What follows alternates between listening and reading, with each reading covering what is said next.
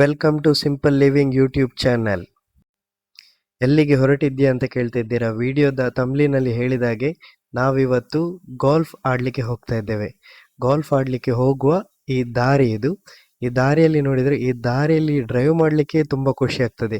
ನೀವೀಗ ನೋಡ್ತಿರ್ಬೋದು, ತುಂಬಾ ಈ ಜಾಗದಲ್ಲಿ ಒಂದು 5-6 ಫ್ಲೈಓವರ್ಸ್ ಇದೆ. ಆ ಫ್ಲೈಓವರ್ಸ್ ಹೇಗೆ ಅಂದ್ರೆ ಅಂಡರ್ ಪಾಸ್ ಇದೆ, ಅದರ ಮೇಲೆ ಒಂದು ನಾರ್ಮಲ್ ರೋಡ್ ಇದೆ, ಅದರ ಮೇಲೆ ಒಂದು ಫ್ಲೈಓವರ್ ಲೇಯರ್ ಇದೆ, ಅದರ ಮೇಲೆ ಇನ್ನೊಂದು ಫ್ಲೈಓವರ್ ಲೇಯರ್ ಇದೆ. ಓಕೆ, ಅದು ಬಿಡಿ. ಈಗ ಗಾಲ್ಫ್ ಆಡ್ಲಿಕ್ಕೆ ಹೋಗ್ತಿದ್ಯಲ್ಲ, ನೀನು ಗಾಲ್ಫರ ಅಂತ ಕೇಳಿದ್ರೆ ಖಂಡಿತವಾಗ್ಲೂ ಇಲ್ಲ. ಮೊದಲು ಯಾವಾಗ್ಲೂ ನಾನು ಆಡ್ಲೇ ಇಲ್ಲ. ಒಂದು ಸಲ ಈ ಜಾಗಕ್ಕೆ ಬಂದಿದ್ದೇನೆ ಅಷ್ಟೇ. ಆದ್ರೆ ಗಾಲ್ಫ್ ಅನ್ನು ಯಾವಾಗ ಸಹ ಶ್ರೀಮಂತರ ಆಟ ಅಂತ ಹೇಳ್ತಾರೆ.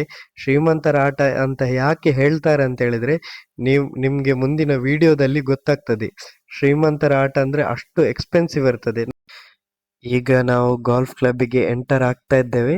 ನೀವು ನೋಡ್ಬೋದು ಆ ಬೋರ್ಡ್ ಅಲ್ಲಿ ಎಜುಕೇಶನ್ ಸಿಟಿ ಗಾಲ್ಫ್ ಕ್ಲಬ್ ಅಂತ ಬರೆದಿದೆ. ಇದು ಒಂದು ಎಜುಕೇಶನ್ ಸಿಟಿ ಒಳಗೆ ಇರುವ ದೊಡ್ಡ ಗಾಲ್ಫ್ ಕ್ಲಬ್. ಇನ್ನೊಂದು ಬೋರ್ಡ್ ಸಹ ನೀವು ನೋಡ್ಬೋದು. ಈಗ ನಾವು ಒಳಗೆ ಎಂಟರ್ ಆಗ್ತಿದ್ದಾಗೆ ಒಂದು ಸುಂದರವಾದ ವಾಟರ್ ಫೌಂಟೈನ್ ನಮ್ಮನ್ನು ವೆಲ್ಕಮ್ ಮಾಡ್ತಾ ಇದೆ. ಇಲ್ಲಿಂದ ಈ ಡೆಸರ್ಟ್ ಇದ್ದ ಭೂಮಿಯನ್ನು ಗಾಲ್ಫ್ ಕ್ಲಬ್ಗೋಸ್ಕರ ಎಷ್ಟು ಗ್ರೀನರಿ ಮಾಡಿದ್ದಾರೆ ಅಂತ ನೀವು ನೋಡ್ಬೋದು. ಅಷ್ಟು ತುಂಬಾ ಸುಂದರವಾಗಿದೆ. ಎರಡು ಸೈಡ್ಸ್ ಗ್ರಾಸ್ ಮತ್ತೆ ತುಂಬಾ ಪ್ಲಾಂಟ್ಸ್ ಎಲ್ಲ ನಟ್ಟಿದ್ದಾರೆ. ಪ್ಲಾಂಟ್ಸ್, ಟ್ರೀ, ಬೇರೆ ಬೇರೆ ತರದ, ಮತ್ತೆ ಒಳ್ಳೆ ಒಂದು ಪಾಂಡ್ ಸಹ ಉಂಟು. ಅದು ನಾನು ರಿಟರ್ನ್ ಬರುವಾಗ ನಿಮ್ಗೆ ವಿಡಿಯೋದಲ್ಲಿ ತೋರಿಸ್ತೇನೆ. ಪಾಂಡ್, ನೀವು ಗಾಲ್ಫ್ ಕ್ಲಬ್ ಅನ್ನು ಟಿವಿಯಲ್ಲಿ ನೋಡಿರ್ಬೋದು. ಅದೇ ರೀತಿ ಇಂಚು ಇಂಚು ಅಷ್ಟು ಸುಂದರವಾಗಿ ಮಾಡಿದ್ದಾರೆ. ಈ ಜಾಗಕ್ಕೆ ಬರುವಾಗ ಕತಾರಲ್ಲಿ ಇದ್ದೇವ, ಆ ಡೆಸರ್ಟ್ ಭೂಮಿಯಲ್ಲಿ ಈ ತರ ಮಾಡಿದಾರ ಅಂತ ಹೇಳಲಿಕ್ಕೆ ನಂಬಲಿಕ್ಕೆ ಆಗುದಿಲ್ಲ. ಈಗ ನಾವು ಅಪ್ರೋಚ್ ಆಗ್ತಾ ಇರೋದು ಇದು ಆ ಗಾಲ್ಫ್ ಕ್ಲಬ್ ಅನ್ನು ಎಂಟ್ರಿ ಆಗುವ ಆ ಬಿಲ್ಡಿಂಗ್. ಈ ಬಿಲ್ಡಿಂಗ್ ಒಳಗೆ ಹೋದ್ರೆ ಅಲ್ಲಿ ರಿಸೆಪ್ಷನ್ ಇರ್ತದೆ. ರಿಸೆಪ್ಷನ್ ಅಲ್ಲಿ 50 ರಿಯಲ್ ಕೊಟ್ರೆ ಅವರೊಂದು ಕೂಪನ್ ಕೊಡ್ತಾರೆ. ಕೂಪನ್ ಪ್ಲಸ್ ಆ ಗಾಲ್ಫ್ ಸ್ಟಿಕ್ ಅಂದ್ರೆ ಗಾಲ್ಫ್ ಕ್ಲಬ್ ಅದನ್ನು ಕೊಡ್ತಾರೆ. ಒಂದು ನಮ್ಮ ಕತಾರ್ ಐಡಿಯನ್ನು ಇಟ್ಕೊಂಡು ಒಂದು ಗಾಲ್ಫ್ ಸ್ಟಿಕ್ ಮತ್ತೆ ಒಂದು ಕೂಪನ್ ಕೊಡ್ತಾರೆ. ಈ ಕೂಪನ್ ಅಲ್ಲಿ ನಮ್ಗೆ 50 ಬಾಲ್ ಸಿಗ್ತದೆ. ಇದೇ ಆ ಬಿಲ್ಡಿಂಗ್ ಇದು ಎಂಟ್ರೆನ್ಸ್. ಆ ಬಿಲ್ಡಿಂಗ್ ಒಳಗೆ ನನಗೆ ವಿಡಿಯೋ ರಿಸೆಪ್ಷನ್ ಅಲ್ಲಿ ತೆಗಿಲಿಕ್ಕೆ ಸರಿಯಾಗ್ಲಿಲ್ಲ, ಅದಕ್ಕೋಸ್ಕರ ನಾನು ವಿಡಿಯೋ ಮಾಡಲಿಲ್ಲ.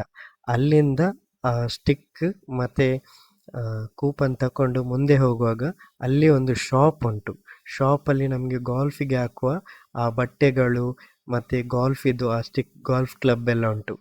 ಆ ಬಟ್ಟೆದ್ದು ರೇಟ್ ನೋಡಿದ್ರೇನೆ ತಲೆ ತಿರುಗ್ತದೆ. 200 ರಿಯಲ್.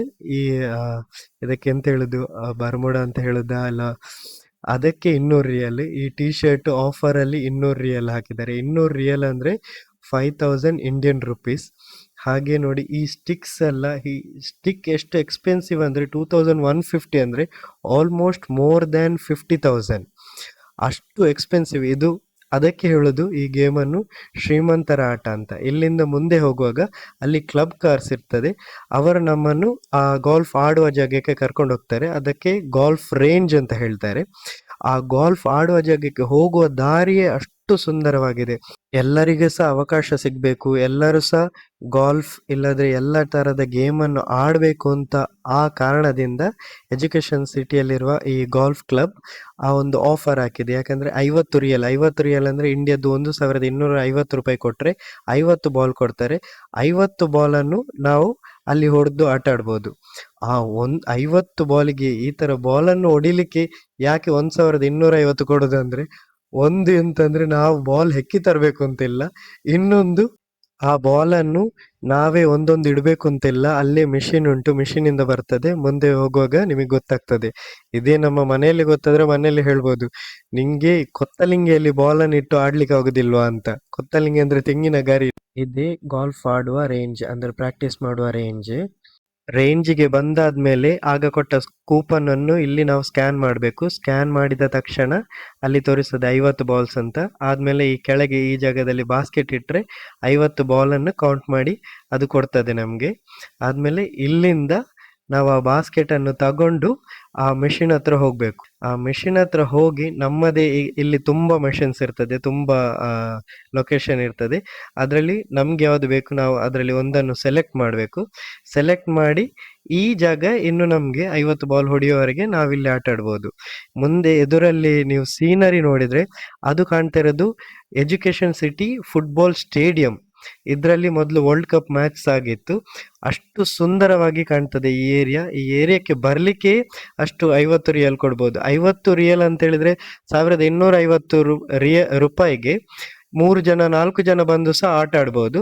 50 ಬಾಲ್ ಸಿಗ್ತದೆ, 10 ಬಾಲ್ ಹೊಡೆದು 5 ಜನ ಸಹ ಆಟ ಆಡ್ಬೋದು. ಅವರದ್ದೇ ಟ್ರಾನ್ಸ್ಪೋರ್ಟ್ ಇರ್ತದೆ. ಗಾಲ್ಫ್ ಕ್ಲಬ್ ಕಾರಲ್ಲಿ ನಮ್ಮನ್ನು ಇಲ್ಲಿವರೆಗೆ ಕರ್ಕೊಂಡು ಬರ್ತಾರೆ, ರೇಂಜ್ ಇಂದ ನಮ್ಮನ್ನು ರಿಟರ್ನ್ ಸಹ ಕೊಂಡೋಗಿ ಬಿಡ್ತಾರೆ.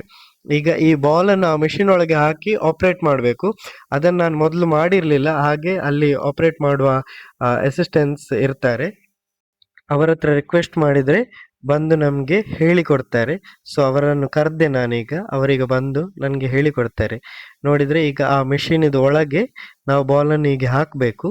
ಬಾಲನ್ನು ಹೀಗೆ ಹಾಕಿ ವೆಯ್ಟ್ ಮಾಡಿದ್ರೆ ಅದೇ ಇದು ಬಟನ್ ಅಲ್ಲಿ ಏನಂದ್ರೆ ಆ ಬಾಲ್ ಮೇಲೆ ಬರ್ತದಲ್ಲ, ಅದರದ್ದು ಹೈಟ್ ಅನ್ನು ಅಡ್ಜಸ್ಟ್ ಮಾಡ್ಲಿಕ್ಕೆ ಎಲ್ಲ ಅಲ್ಲಿ ಆಗ್ತದೆ. ಅವರೀಗ ಮಾಡ್ತಾರೆ. ಆಗ ನೀವು ನೋಡಿ ಬಾಲ್ ತನ್ನಷ್ಟಕ್ಕೆ ಹೊರಗೆ ಬಂತು. ಒಂದೊಂದು ಸಲ ನಾವು ಆಟ ಆಡುವಾಗ್ಲೂ ಸಹ ಒಂದು ಸಲ ಹೊಡೆಯುವಾಗ ಬಾಲ್ ತನ್ನಷ್ಟಕ್ಕೆ ಹೊರಗೆ ಬರ್ತದೆ. ನೆಕ್ಸ್ಟ್ ಪುನಃ ಒಂದು ಬಾಲ್ ಹೊಡೆದಾದ್ಮೇಲೆ ಇನ್ನೊಂದು ಬಾಲ್ ಹೊರಗೆ ಬರ್ತದೆ. ಹಾಗೆ 50 ಬಾಲ್ ಸಹ ನಾವು ಎಷ್ಟು ಬಾಲ್ ಹಾಕಿರ್ತೇವೆ ಹಾಗೆ ಪ್ರತಿ ಬಾಲ್ ಸಹ ಒಂದೊಂದೇ ಹೊರಗೆ ಬರ್ತಾ ಇರ್ತದೆ. ನಾವು ಹೊಡಿತಾ ಇರ್ಬೋದು. ಮುಂದೆ ನೋಡಿದ್ರೆ ನೀವು ಅಲ್ಲಲ್ಲಿ ಬೋರ್ಡ್ ಇಟ್ಟಿದ್ದಾರೆ, 100 ಮೀಟರ್, 125 ಮೀಟರ್, 150 ಮೀಟರ್ ಅಂತ. ಅದನ್ನು ನೋಡಿ ಹೊಡಿಲಿಕ್ಕೆ ಒಂದು ಖುಷಿ ಆಗ್ತದೆ. ಮತ್ತೆ ಈ ಸ್ಟಿಕ್ ನೀವು ನೋಡಿದ್ರೆ ಸಹ ಆ ಸ್ಟಿಕ್ ಹಿಡಿಲಿಕ್ಕೆ ಒಂದು ಗ್ರಿಪ್ ಹೇಳಿಕೊಡ್ತಾರೆ ಅವರು. ಅದೇ ಲೆವೆಲ್ ಅಲ್ಲಿ ಹಿಡಿಬೇಕು, ಇಲ್ಲಾದ್ರೆ ಆ ವೆಡ್ಜ್ ಉಂಟಲ್ಲ ಅದು ಬೆಂಡ್ ಆಗಿ ನಮ್ಮ ಕಾಲಿಗೆ ಹೊಡೆಯುವ ಚಾನ್ಸಸ್ ಇರ್ತದೆ. ಈಗ ನೋಡಿದ್ರೆ ನಾವು ಹೀಗೆ ಹಿಡಿದು ಬಾಲನ್ನು ಒಂದೇ ಪೆಟ್ಟು ಹೊಡಿಬೇಕು. ಹಾಗೆ ನೋಡಿ ಇನ್ನೊಂದು ಬಾಲ್ ತನ್ನಷ್ಟಕ್ಕೆ ಆ ಜಾಗದಿಂದ ಮೇಲೆ ಬರ್ತದೆ. ಈಗಲೂ ಬಲ ಹಾಕಿ ಇನ್ನೊಂದು ಪೆಟ್ಟು. ನೀವು ನೋಡಿರ್ಬೋದು ಬಾಲ್ ಹೋಗುವ ರೀತಿ ಕಾಣ್ತದೆ ನಿಮ್ಗೆ. ಕ್ರಿಕೆಟ್ಗೆ ಇದಕ್ಕೆ ಏನು ಡಿಫ್ರೆನ್ಸ್ ಅಂದ್ರೆ, ಕ್ರಿಕೆಟ್ ಅಲ್ಲಿ ನಾವು ಬರೋ ಬಾಲನ್ನು ಹೊಡಿತೇವೆ, ಇದರಲ್ಲಿ ನಾವು ನಿಂತಿರುವ ಬಾಲನ್ನು ಹೊಡಿತೇವೆ. ಆದ್ರೆ ಸಹ ಇದು ಆಟ ಆಡ್ಲಿಕ್ಕೆ ಖುಷಿ ಆಗ್ತದೆ. ಇದರಲ್ಲಿ ಹೇಗೆ ಪಾಯಿಂಟ್ಸ್ ಏನು ಅಂತ ನಂಗೆ ಏನು ಗೊತ್ತಿಲ್ಲ. ಆದ್ರೆ ಸಹ 50 ಬಾಲನ್ನು ಒಂದೊಂದೇ ಹೊಡೆದು ಲಾಸ್ಟ್ಗೆ ಆಗುವಾಗ 2 ಕೈ ಸಹ ನೋವು ಬರ್ಲಿಕ್ಕೆ ಸ್ಟಾರ್ಟ್ ಆಯ್ತು, ಸಾಕಾಯ್ತು. ಹಾಗೆ ಆಟ ಆಡ್ತಾ ಇಂಟ್ರೆಸ್ಟ್ ಆಗಿ ರಾತ್ರಿ ಈ ಏರಿಯಾ ಹೇಗೆ ಕಾಣ್ತದೆ, ರಾತ್ರಿ ಹೇಗಿರುತ್ತೆ ಅಂತ ನೋಡುವ ಅಂತ ರಾತ್ರಿ ಸಹ ಬಂದು ಸ್ವಲ್ಪ ಹೊತ್ತು ಆಟ ಆಡಿದೆ. ರಾತ್ರಿ ಬರುವಾಗ ತುಂಬಾ ಚೆನ್ನಾಗಿತ್ತು. ಆ ಲೈಟಿಂಗಿಗೆಲ್ಲ ಆ ಎಜುಕೇಶನ್ ಸಿಟಿ ಸ್ಟೇಡಿಯಂ ಮತ್ತೆ ಈ ಗ್ರೀನರಿ ಲೈಟ್ ಹಾಕಿದ್ಮೇಲೆ ಆ ಪೆಡ್ ಲೈಟ್ ಅಂತ ಹೇಳ್ತಾರಲ್ಲ, ಅದರಲ್ಲಿ ತುಂಬಾ ಚೆನ್ನಾಗಿತ್ತು. ಆ ನೈಟ್ ಇದ್ ಎಕ್ಸ್ಪೀರಿಯನ್ಸ್ ತುಂಬಾ ಚೆನ್ನಾಗಿತ್ತು. ಹಾಗೆ ನೈಟ್ ಚಳಿ ಸಹ ಇತ್ತು. ಸಂಜೆ ಬಂದು ಆಟಾಡಿ ಕೈ ನೋವಾಗಿತ್ತಲ್ಲ, ಹಾಗೆ ನಾನು ಒಬ್ಬನೇ ಬರಲಿಲ್ಲ. ಈಗ ಬರುವಾಗ ನನ್ನ ಫ್ರೆಂಡ್ಸ್ ಅನ್ನು ಸಹ ಕರ್ಕೊಂಡು ಬಂದಿದ್ದೆ. ಹಾಗೆ ನಾನೊಂದು 10 ಬಾಲು, ಅವರೆಲ್ಲ ಒಂದು 10 ಬಾಲ್ ಹೊಡೆದು ಅವರು ಸಹ ತುಂಬಾ ಎಂಜಾಯ್ ಮಾಡಿದ್ರು. ಇದೊಂದು ಒಳ್ಳೆ ಆಪ್ಷನ್. ಕತಾರಲ್ಲಿರುವವರು ಯಾರು ಬೇಕಾದ್ರೂ ಸಹ ಬಂದು ಇಲ್ಲಿ ಆಟ ಆಡ್ಬೋದು. 50 ರಿಯಲ್ ಕೊಟ್ರೆ ಸಾಕು. ಇದು ಫ್ರೆಂಡ್ಸ್ ಒಟ್ಟಿಗೆ ಬಂದು ಒಂದು ಟೈಮ್ ಪಾಸ್ ಮಾಡ್ಲಿಕ್ಕೆ ಒಳ್ಳೇದಾಗ್ತದೆ. ಒಬ್ಬೊಬ್ಬರು ಹೊಡೆಯುವಾಗ ಯಾರ್ದು ದೂರ ಹೋಗ್ತದೆ ಅಂತ ಹೇಳಿ ಗಮ್ಮತ್ ಮಾಡ್ಲಿಕ್ಕೆ ಒಳ್ಳೆ ಜಾಲಿ ಆಗ್ತದೆ. ಇದೊಂದು ಒಳ್ಳೆ ಅವಕಾಶ, ಬಂದು ಯುಟಿಲೈಸ್ ಮಾಡ್ಬೋದು. ಯಾಕಂದ್ರೆ ನಮ್ಗೆ ಊರಲ್ಲಿ ಈ ತರ ಗಾಲ್ಫ್ ಕ್ಲಬ್ಗೆಲ್ಲ ಹೋಗಿ ಆಟ ಆಡ್ಲಿಕ್ಕೆ ಸಾಧ್ಯ ಇಲ್ಲ, ಕಾಸ್ಟ್ಲಿ ಇರ್ತದೆ. ಆದ್ರೆ ಇಲ್ಲಿ ಕಂಪೇರ್ ಮಾಡಿದ್ರೆ ಇಲ್ಲಿ ಸ್ವಲ್ಪ ಚೀಪ್ ಆಗಿದೆ, ಹಾಗೆ ಆಡ್ಲಿಕ್ಕೆ ಅವಕಾಶ ಸಹ ಇರ್ತದೆ. ಸರಿ, ಹಾಗಾದ್ರೆ ಇವತ್ತಿನ ವಿಡಿಯೋ ಮುಗಿಸುವ ಸಮಯ ಆಯ್ತು.